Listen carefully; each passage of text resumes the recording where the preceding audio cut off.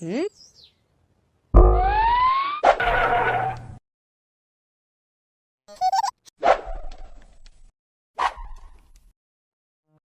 வணக்கம். பசியின் வாசிப்புகளில் கம்பராமாயணம், அயோத்தியா காண்டம், குகப்படலம். 1000 படகுகளுக்குத் தலைவனான குகன் ராமர் கங்கைக்கரைக்கு வந்திருப்பதை அறிந்து அவரை காண புறப்பட்டு வந்தான். அவன் கங்கைக்கரையில் நீண்ட காலமாக படகோட்டி வாழ்பவன். சிறந்த வில்லாளி. துடி என்னும் பறையை உடையவன். வேட்டை நாய்களைக் கொண்டவன். தோளினால் தைத்த செருப்பை அணிந்த பெரிய கால்களை உடையவன். அவன் மேனி மிகவும் கருமையானது. பெரும் சேனைக்குத் தலைவன்.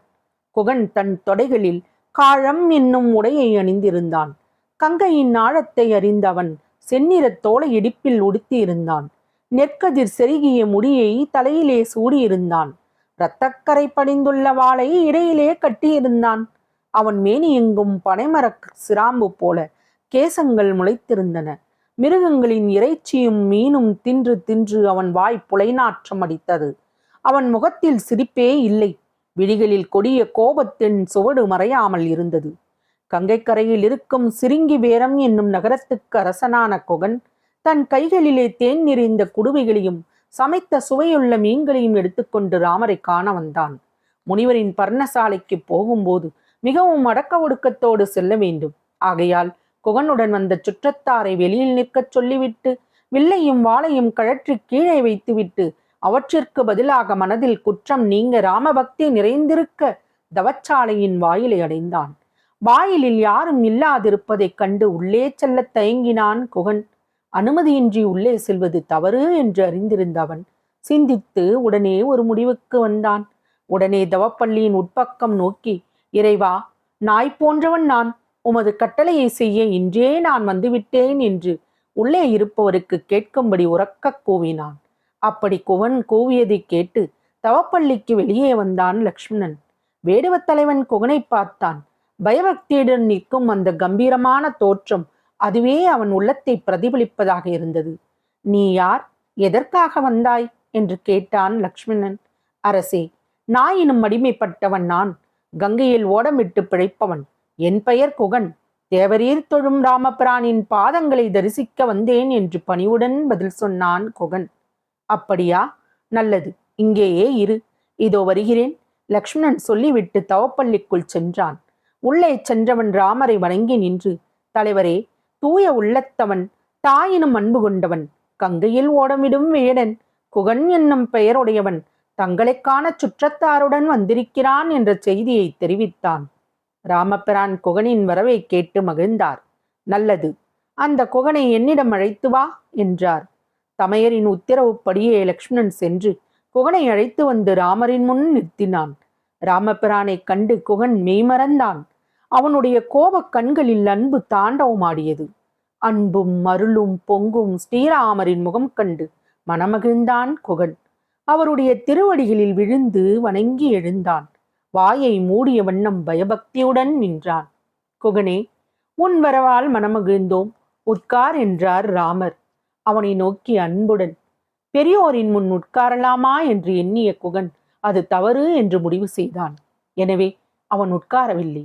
ராமரை பார்த்து, தேவரீர், நல்ல இனிய கொம்பு தேனும் சமைத்த சுவையுள்ள மீனும் தாங்கள் உண்பதற்கு கொண்டு வந்துள்ளேன். இவற்றை உண்பதில் தேவரீரின் மனக்கருத்து என்னவோ என்று கேட்டான்.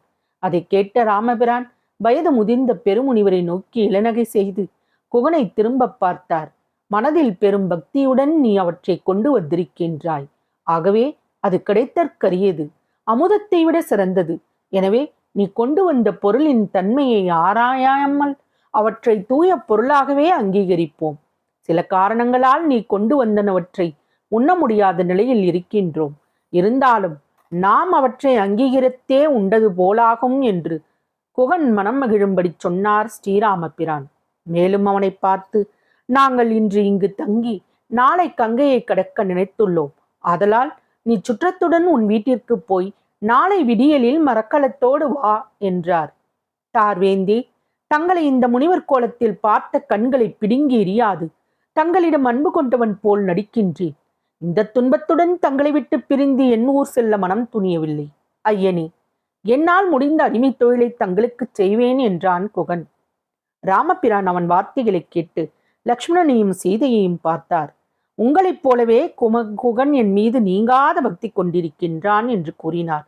பின்பு திரும்பி பார்த்து குகனிடம், சிறந்த நண்பனே, இன்றைய தினம் எங்களுடன் தங்கியிரு என்று கூறினார். தான் ராமபிரானுடன் தங்கியிருக்க அவர் ஒப்புக்கொண்டதும் குகன் அளவற்ற மகிழ்ச்சி அடைந்தான். உடனே தன் சேனையும் தானுமாக அவருக்கு காவல் புரியத் தொடங்கினான். அப்படி குகன் காவல் புரிந்து கொண்டிருக்கையில் தன்னுடன் இளைய பெருமாளும் காவல் புரிவதைக் கண்டான். அது கண்டு மனம் பொறுக்காத அவன் லக்ஷ்மணனை நோக்கி, இளைய பெருமாளே, மனுக்குலத்தில் உதித்த செம்மலே, அழகிய அயோத்தியை விட்டு தாங்கள் மூவரும் இங்கே வந்ததற்கு என்ன காரணம்? அடியேன் அதை அறியலாமா என்று கேட்டான். குகனின் விருப்பப்படி லக்ஷ்மணன் தாங்கள் காடு வர நேர்ந்ததை முழுவதுமாக அவனுக்கு தெரிவித்தான். எல்லாவற்றையும் பொறுமையாக கேட்டு வந்த குகன் அளவற்ற துன்பம் அடைந்தான். அவனுடைய கண்களில் இருந்து துன்பக் கண்ணீர் ஆறாக பெருகி வழிந்தது. சூரிய பகவான் அஸ்தமித்தான். மாலை நியமம் முடித்தார் ராமர். பிறகு நாணல் ஒழுக்காக வளர்ந்துள்ள தரையில் சீதையுடன் படுத்துக் கொண்டார். லக்ஷ்மணன் இரவு முழுவதும் கண் கொட்டாமல் துஷ்ட மிருகங்களால் ஏற்படும் இடையூறு ஏதும் ஏற்படாதபடி அவர்களை காவல் புரிந்து வந்தான். அந்த நேரம் பார்த்து அவன் அருகே நித்திரை கண்ணி வந்தாள். உடனே அவளை நோக்கி, நித்திரையே, வனவாசம் முடித்து அயோத்திக்கு திரும்பியதும் இன்னருகே நீ வா, இப்பொழுது வராதே, போ என்றான். அவன் கட்டளைப்படி நித்திரை பெண் நீங்கிச் சென்றாள். நித்திரை கண்ணி சென்றதும் லக்ஷ்மணன் இன்னும் சற்று விழிப்புடன் கையில் வில்லும் அம்புமாக சீதா பிராட்டியையும் ராமபிராணியையும் காவல் புரியத் தொடங்கினான். பஞ்சை அணைய மெத்தையில் இனிய தூங்க வேண்டிய மகா சுகுமாரராகிய ஸ்ரீராமர் வெறும் தரையில் தன் மனைவியுடன் படுத்திருப்பதையும் மற்றொரு அரசகுமாரரான லக்ஷ்மணன் அவர்களை வில்லும் கையுமாக தூங்காமல் பாதுகாப்பதையும் கண்டான் குகன். அவன் உள்ளம் வெயிலில் கிடக்கும் புழு போல துடித்துச் சோர்ந்தது. மடைத்திருந்த வெள்ளம் என கண்ணீர் பெருக்கியபடி தன் சுற்றத்தாருடன் இரவு முழுவதும் அவர்களின் நிலையை எண்ணிய வருத்தத்தில் குகன் கண்விழித்து கிடந்தான். கொடிய இரவு மெல்ல மெல்ல விடியத் தொடங்கியது. ஆதவன் மெல்ல தன் பொற்கரணங்களை பூமித்தாயின் மேல் படிய விட்டான்.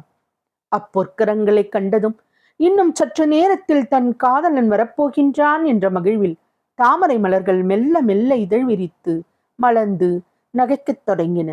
அவைகளின் சிரிப்பு ராமரை நோக்கி அழகிய நீர் வஞ்சிக்கொடி போன்ற சீதா பிராட்டியின் முகத்தை பிரதிபலித்தது. உதய பொழுதானதை அறிந்து ஸ்ரீராமபிரான் துயில் எழுந்தார். உதய காலையில் செய்ய வேண்டிய கடமைகளை செய்து முடித்தார். பின்பு கங்கைக்கரையில் வாழும் அந்தணர்கள் தொடர புறப்பட்ட ராமர் குகனை அழைத்து, நண்பனே, எங்களை கங்கையின் அக்கறைக்குள் சுமந்து செல்ல நல்ல படகு ஒன்றை சீக்கிரம் கொண்டு வா என்று கூறினார். ஸ்ரீராமர் சொல்லியதை கேட்டு மிக வருந்தினான் அவன். அவரை விட்டு பிரிய அவனுக்கு சிறிதும் மனமில்லை. உடனே அவரை பார்த்து, ஐயனே, நாங்கள் உள்ளொன்று வைத்து புறமொன்று பேசி வாழும் குணமுடையவர்கள் இல்லை. நாங்கள் வாழும் சிருங்கிவேரம் தங்களின் வனவாசத்திற்கு ஏற்ற இடம். காட்டு வாழ்க்கைக்கு வேண்டிய அனைத்தும் எங்களிடம் குறைவில்லாமல் இருக்கின்றன. மிக்க வலிமை எங்களிடம் உண்டு. எங்களை தங்கள் சுற்றத்தாராக எண்ணி எங்கள் ஊரிலேயே வாழ்ந்திருக்க வேண்டுகின்றோம். தங்களுக்கு அடிமை கொண்டு தாங்கள் சொல்லும் வேலைகளை குறைவில்லாமல் அன்புடன் செய்து வருகின்றோம். எங்களுடன் தேனும் தினையும் நிறைய இருக்கின்றது. தேவர்களுக்கு யாகம் செய்ய மாமிசம் உண்டு. தங்களுக்கு துணையாக நாயினும் கீழ்ப்பட்ட எங்களுடைய உயிர்கள் உள்ளன. மகிழ்ச்சியோடு திரிவதற்கு காடுகள் இருக்கின்றன. நீராட எல்லா நதியிலும் சிறந்த கங்கை இருக்கிறது. ஆகையால் நாங்கள் இருக்கும் வரைக்கும் தாங்கள் எங்களுடனேயே தங்கியிருக்க வேண்டுகின்றோம். இப்போது தேவரீர் எங்கள் ஊருக்கு எழுந்தருள வேண்டுகிறோம் என்றான். மேலும் அவன் தொடர்ந்து, தாங்கள் உடுத்திக் கொள்வதற்கு பட்டாடை போன்ற மெல்லிய தோள்கள் உண்டு. உண்பதற்கு சுவையான தென்பண்டங்கள் உள்ளன. இனிதாக தூங்குவதற்கு பிணித்து தொங்கவிடப்பட்ட தூக்கு மஞ்சம் போன்றுள்ள பரன்கள் உள்ளன. தங்குவதற்கு அழகிய சிறு குடிசைகள் உள்ளன. தங்களை பாதுகாக்க எங்களிடம் வில்லும் அம்பும் உள்ளன. தாங்கள் எது கேட்டாலும் நாங்கள் கொண்டு வந்து தருவோம். தங்கள் கட்டளையே செய்ய என்னிடம் 5000 வேடவர்கள் இருக்கின்றார்கள். அவர்கள் விண்ணுலகத்தவரை காட்டிலும் வலிமை கொண்டவர்கள். எங்கள் குடிசையில் தாங்கள் ஒரு நாள் தங்கினாலும் நாங்கள் ஈடேறி விடுவோம். இதைவிட வேறொரு பாக்கியம், நல்ல வாழ்க்கை எங்களுக்கு இல்லை என்று கூறி முடித்தான். வீரனே, உன்னுடைய வேண்டுகோளுக்கு மிக்க மகிழ்ச்சி. நாங்கள் பல புண்ணிய நதிகளில் நீராடி அங்குள்ள தூய பெரியவர்களுக்கு பணிவிடை செய்து குறித்த நாளில் திரும்பி வருவோம். அப்போது மகிழ்ச்சியுடன் உன்னிடத்தில் தங்குகிறோம் என்று சிரித்தபடி குகனுக்கு கூறினார் ராமபிரான். ராமபிரானுடைய கருத்தை அறிந்த குகன் மேலும் மறுத்து பேச முடியாமல் விரைந்து சென்று ஓடம் கொண்டு வந்தான். ராமர் அந்தணர்களிடம் விடைபெற்று கொண்டு பிராட்டியோடும் தம்பியோடும் அந்த ஓட்டத்தில் களிப்புடன் ஏறி அமர்ந்தார். ஓடத்தை அக்கறை நோக்கி செலுத்தினான் குகன். ராமரை சுமந்து கொண்டு செல்லும் ஓடத்தையே கண்ணிமைக்காமல் பார்த்து கொண்டு நின்றார்கள் முனிவர்களும் அந்தணர்களும். அவர்களால் சக்கரவர்த்தி திருமகனின் பிரிவை தாங்க முடியவில்லை. அனலில் போட்ட மெழுகு போல பிரிவு துன்பத்தால் மனமுருகி நின்றார்கள். ஓடத்தில் பயணம் செய்கின்ற சீதையும் ராமரும் ஓடத்தில் இருந்தபடியே கைக்கு எட்டுகின்ற கங்கையின் நீரை அள்ளி எடுத்து வீசி எறிந்து விளையாடினார்கள். அந்த இனிய காட்சியை கண்டு மகிழ்ந்த வண்ணம் குகன் ஓடத்தை விரைவாக செலுத்தி கொண்டிருந்தான். ஓடம் கங்கையின் மறுக்கரையை அடைந்தது. நால்வரும் ஓடத்தில் இருந்து இறங்கினார்கள். ராமர் குகனிடம் சித்திரக்கூட மலைக்கு போகும் வழியை சொல் என்றார் அன்புடன். அப்பொழுது அவரிடம் செல்ல வேண்டும் என்ற ஆசை குகன் உள்ளத்தில் எழுந்தது. அவரை விட்டு பிரியக்கூடாத துன்பத்தில் உடனே அவன் அவருடைய திருவுடுகளை வணங்கி, உத்தமரே, நாய் போன்று நான் தேவரீரிடம் ஒன்று சொல்ல விரும்புகின்றேன். நான் தங்களை விட்டு பிரிந்திருக்க மாட்டேன். என்னையும் உடனழைத்துச் செல்லுங்கள். தங்களுக்கு வேண்டிய பணிவிடைகள் எல்லாம் செய்கின்றேன். இரவிலும் வெளியே சென்று தாங்கள் கேட்கும் பொருளை கொண்டு வந்து தருவேன். எவ்வளவு தூரமாயிருந்தாலும் சென்று தாங்கள் பருக நீர் கொண்டு வருவேன். தங்களை எப்பொழுதும் பாதுகாத்திடுவேன். மற்போரில் வல்லவன், எதற்கும் அஞ்சமாட்டேன். தங்களின் திருவடியை விட்டு எப்பொழுதும் பிரியாமல் இருப்பேன். நான் என் சேனையுடன் தங்களுக்கு வசித்து தங்களுக்கு தீங்கு நேராமல் பாதுகாப்பேன். ஒரு கால் பகைவர் என்னை விட பலமுடையவராக இருந்தாலும் என் உயிர் போகும் வரை பாதுகாப்பேன். அதை விட்டு தங்களை காட்டிக் கொடுக்கும் பழிபாவத்தை செய்ய மாட்டேன் என்றான். குகனின் அன்பு நெஞ்சிலிருந்து புறப்பட்ட வார்த்தைகளை கேட்ட ராமர், குகனே, உன் அன்பான வார்த்தைகள் எனக்கு மகிழ்ச்சியூட்டுகின்றன. நீ என் உயிர், என் தம்பி, உனக்கும் தம்பி. சீதை உனக்கு தோழி. இந்த பூமி முழுவதும் உன்னுடையது. உனது பணிவிடையில் நான் அடங்கிவிட்டேன். துன்பத்துக்கு பின்தானே இன்பம். நாம் இப்பொழுது பிரியும் துன்பம் மீண்டும் சேரும் பொழுது அடிக்கரும்பு போல் இனிக்கும். அதனால் எங்கள் பிரிவை எண்ணி வருந்தாதே.